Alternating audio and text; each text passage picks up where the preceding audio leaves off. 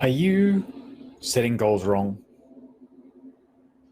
Are you already making resolutions that you're no longer keeping? Most people are. That's what happens at this time of year. So, hi and hello, everyone. Welcome. Great if you can join me live, and great if you're watching me on replay. Do let me know that you're here. Say hi, give me a like, give me a reaction. And the thing that I see happen for most people is at this time of year, it's a new start, it's a clean slate. And if you're like most people, you probably want some things. You want your life to be different in some way. There are some things you'd like to accomplish. And I see lots of people at this time of year making the mistake of wanting something, setting the outcome of what it is they want, maybe thinking about what life will be like when they have it, and actually making no realistic plan. Not deciding whether or not they actually want to work on that, having no plan to actually achieve it. Maybe you've got a couple of vague ideas. You try one or two things. You eat healthier for a couple of days, or you go for a couple of walks. The trouble is that very quickly, when you do that, real life catches up. We get distracted, we meet a challenge, there's some other emergency or incident or circumstance in our life that demands our attention, and then we forget or give up, particularly at the first obstacle. And then what will happen is later in the year, maybe at the end of the month, end of February, perhaps as we get to the end of the year, or at this time next year, and you find yourself actually going, oh yeah, I wanted that. I wrote this goal down last year. And of course, you still don't have it. Lots of people do that. And if that sounds familiar to you, then stay with me today. I want to help you change that. I want to help you set goals in a way that actually helps you accomplish them. I want you to live more of the life you want to be living. And we're going to walk step by step through my recommended process today. Now, there's actually a worksheet that goes along with this video. I'm going to post the link in the notes at the end of the video, so you'll be able to see it down below. Click on that link, download the worksheet, and make some time to actually follow along, fill it out as you go.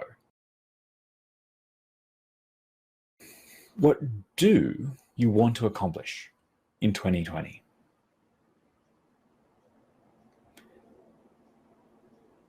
Now, there's a temptation here to just always go for the obvious things. 1 or 2 answers, 3 answers. I actually encourage you to spend some time with this and really brainstorm. What is it that I would actually like to achieve? What do you want to achieve this year? Now, there might be lots of different areas. It might be in your finances, in your health, your weight, your well-being. It might be in your fitness. It might be in your relationships. It might be in your career or your work. It might be in your personal life, your social life, partnerships. It might be in your self-esteem and self-confidence. What would you like to achieve that's different from what you have? And I really encourage you to write down all the things. Don't hold back. Actually, if you want it, if you feel like it's something that would improve your life, would make your life better, the experience of living your life better, then please write it down in the brainstorm section.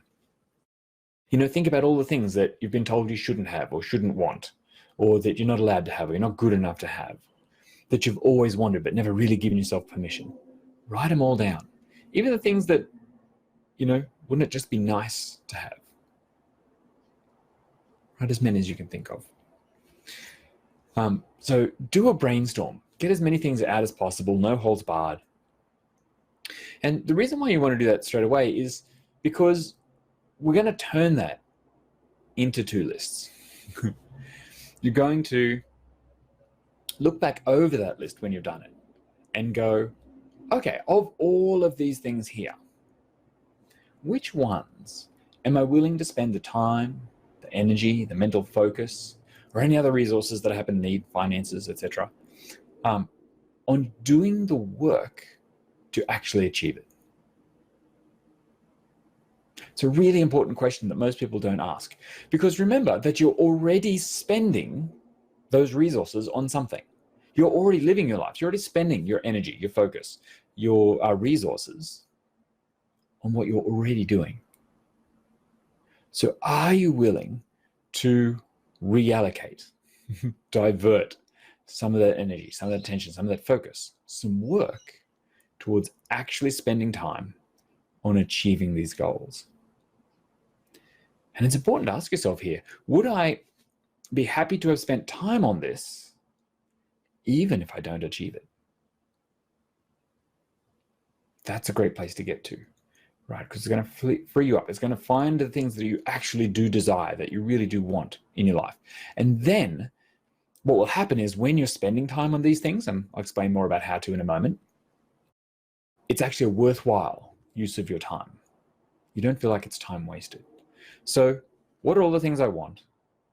What am I actually willing to spend the time, energy, mental focus, and other resources on achieving? What's important enough for me to persist with, to continue on with, and to try again if I hit a challenge, if I get distracted, if the first thing I try doesn't work? What am I willing to work on? Now, any of those other things on that first list, it's still worthwhile having them around. If you decide you're not willing to spend the energy on them, that's okay. Just note that down. I'm just going to leave them there for the moment. Maybe the other ones you want to circle. They're the ones we're going to take into part 2. But for part 1, it's good to have those though. Michael Neal calls those other ones the fairy godmother list. That you're not willing to spend any time on it, but if a fairy godmother arrived, made your magic wand, and they just fell into your lap, they just appeared in your life, it'd be a wonderful thing. You'd be grateful. It'd be an improvement in your life. So it's good to know what those things are in your life, know what your fairy godmother things are. But then look at them, set them aside, and then go, okay, these are the things I'm actually going to work on. Okay, so we've now got that new list of the accomplishments you want to spend time on.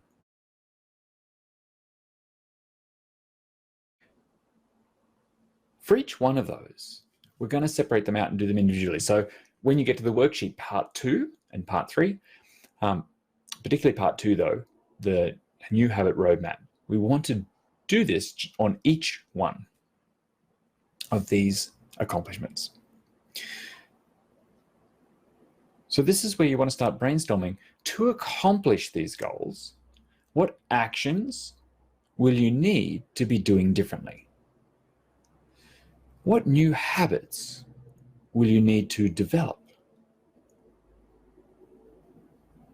How will this require you to shift your identity? That means, who do you need to become?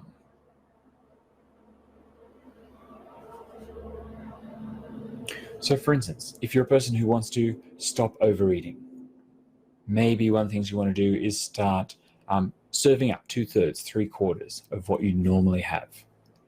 Maybe you're going to stop at one plate and not go back to for seconds. Maybe you're going to leave the last bite of every meal on your plate.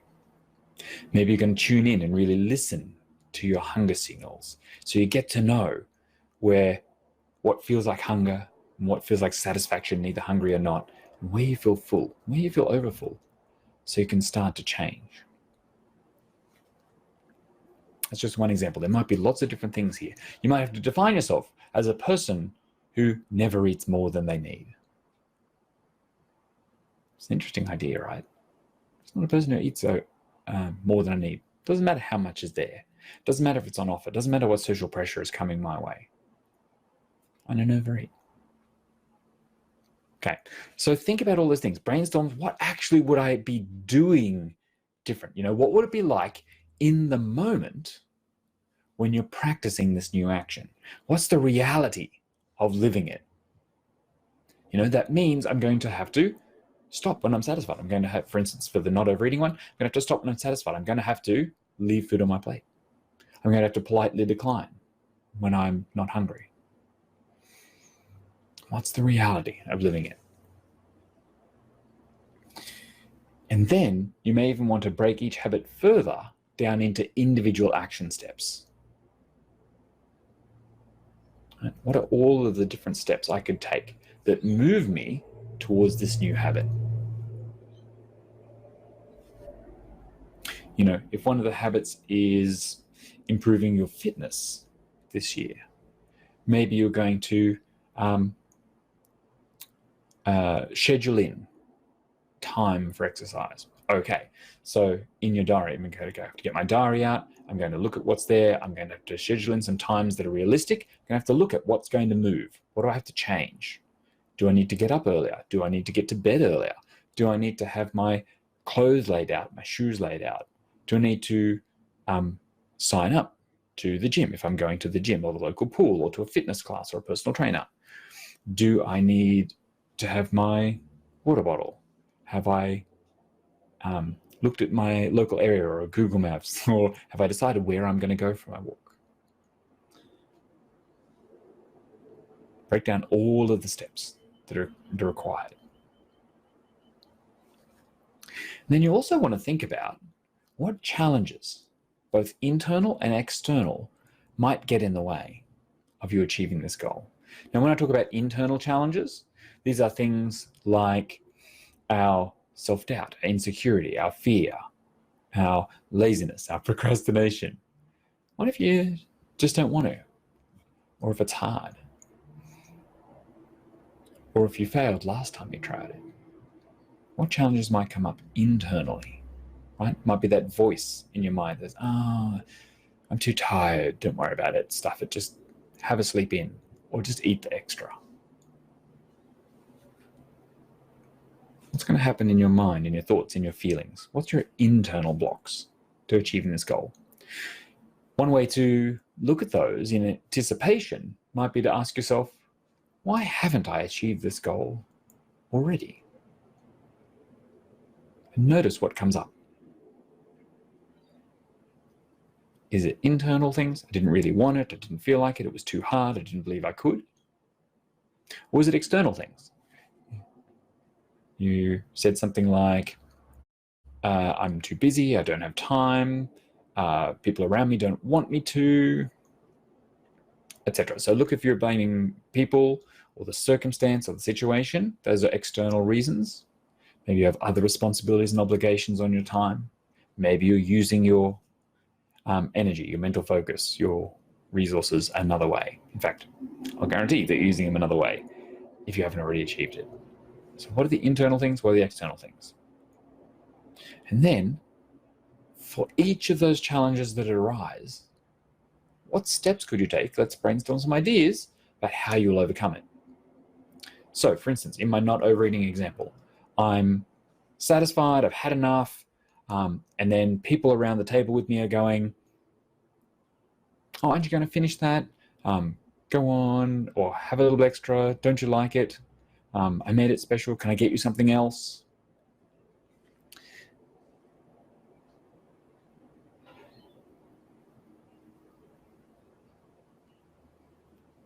Interestingly, I'm thinking about that one. I distracted for a moment because I'm thinking about there's both an internal and external one that often happens there. You've got this external pressure, and then internally, we think something like, oh, they'll think I'm rude, so I better eat it. So really think about that if you're going to be a person who's going to leave food on your plate, if you're going to politely decline. You're going to have to become a person who lets people think you're rude for not eating it. Might have to be able to say to them, hey, do you know what, look, really looking after my health and well-being at the moment. I'm looking after my weight.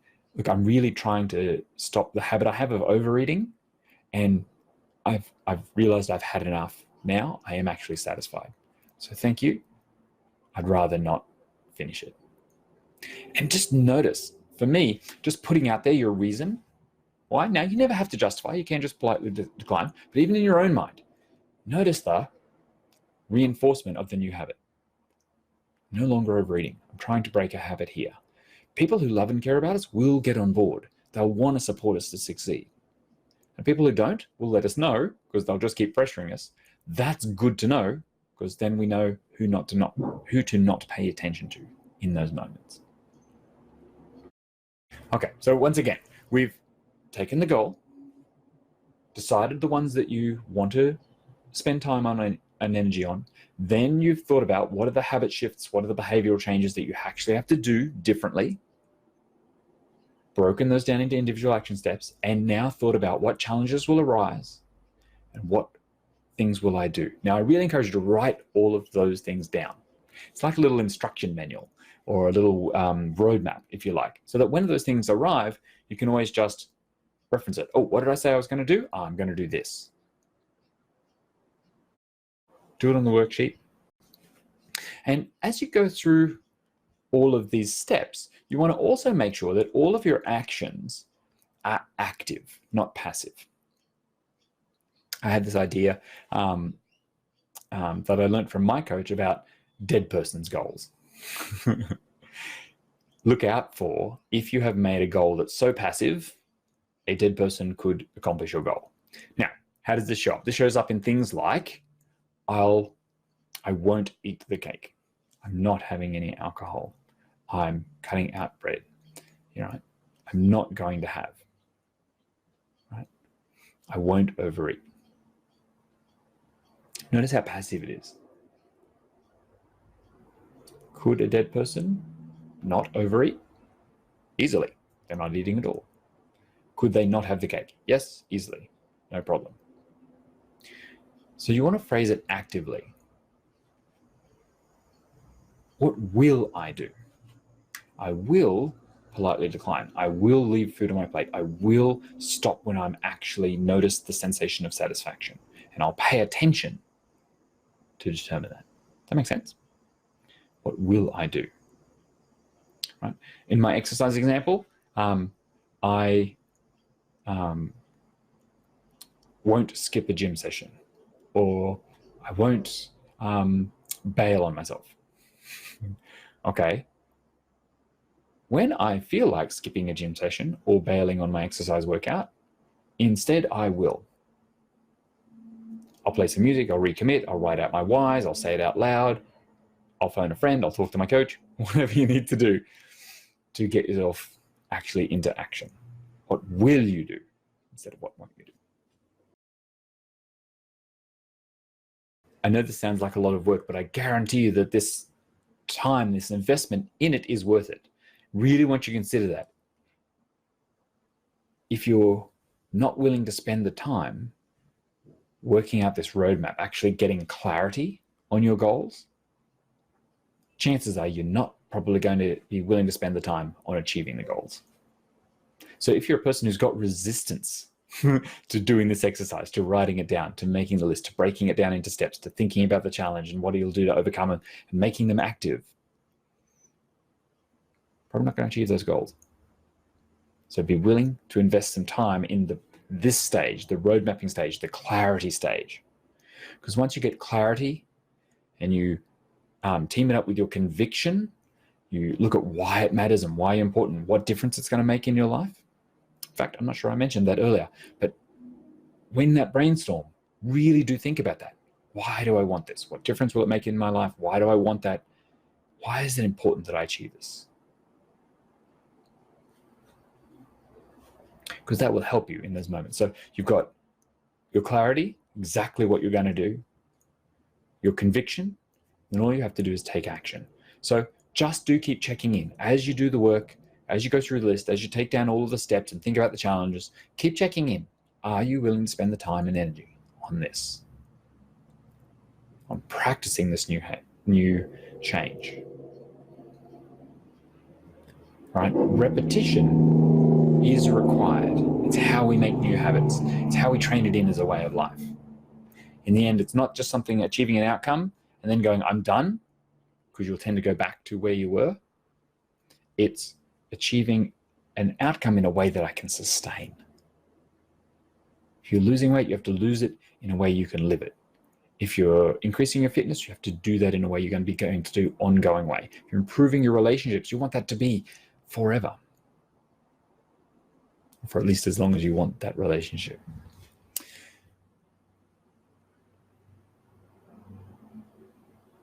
So when you've done the work and you've got your list of goals and habits and action steps, post them somewhere where you can regularly see them. Maybe they go on the fridge or on the bathroom mirror, back of the toilet door, Maybe it goes in your diary or handbag. Perhaps it goes on your desktop. It's on your wall, somewhere where you can see it. Because all of these actions, all of these habits, all of these goals need to be regularly reviewed, reflected upon, revised. It's a living document that should be updated regularly. Now, of course, if you want help with that from me, that's where having a coach on your side, helping you hold accountable, I can hold your list of what you want to accomplish, and I hold space for that. I'm the person who shows up going, yeah, this is what we're doing, when you don't want to. So perhaps you want to post your list publicly here and get some accountability. If you want to work with me, you can contact me. Jump on livemorelife.com.au, click free exploratory session, message me on social, send me an email, brian@livemorelife.com.au. Maybe we can talk about how I can help you actually accomplish your goals.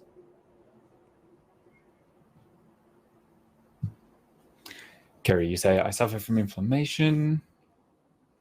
When I exercise, it makes the inflammation worse. Right. So that's right. So you increase more cortisol. So you're going to have to work with your doctors then about what sort of things can you do that finds a healthy balance for you, where you can increase your fitness in a way that works for you and doesn't unduly increase your inflammation, right? Are there gentle exercises that don't spike your cortisol? You know, can it be yoga and Pilates? Can you get into a pool? Can you be water walking? So that's the thing. So that's your challenge. There's an internal challenge. What steps can you take to overcome it?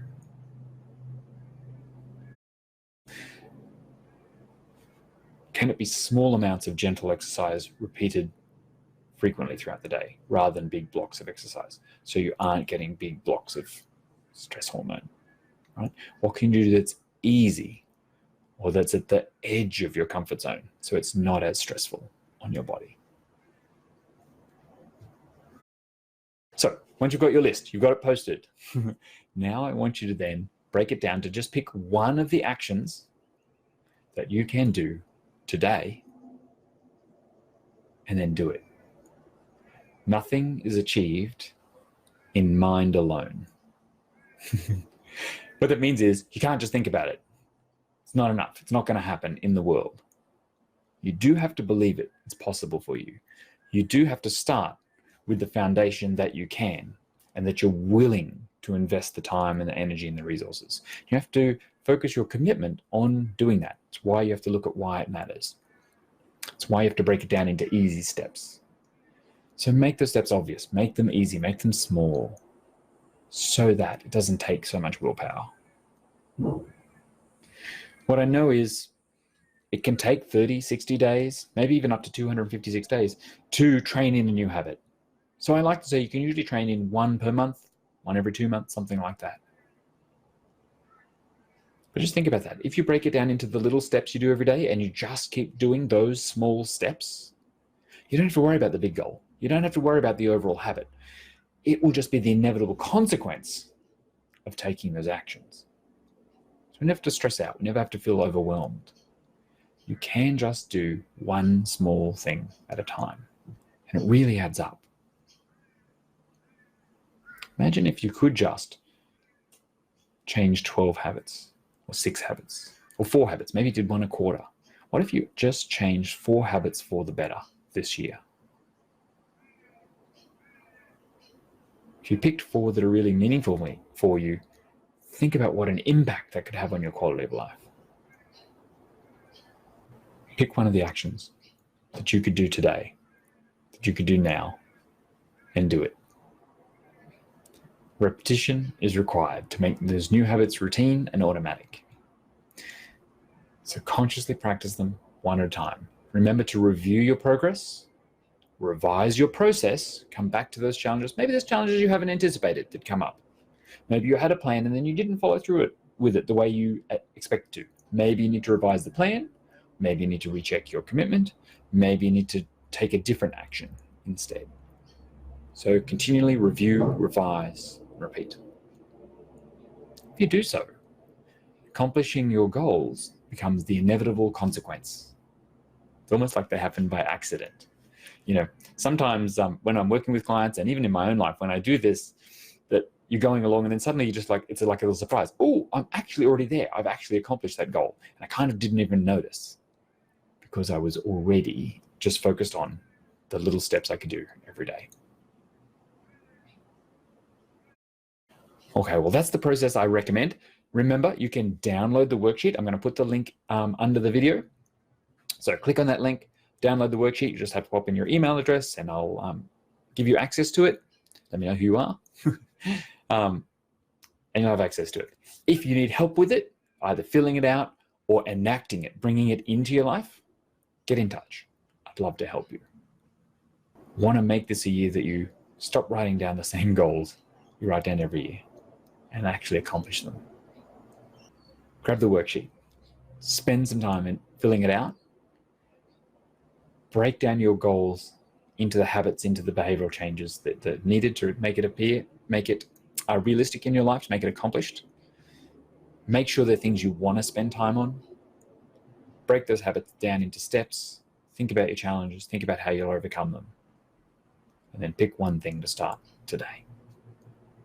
I hope this video has been helpful for you, and I wish you every success in 2020 and in your future life. And I'll be back next week with a new video. Have a great day, and I'll look forward to speaking with you then. Bye for now.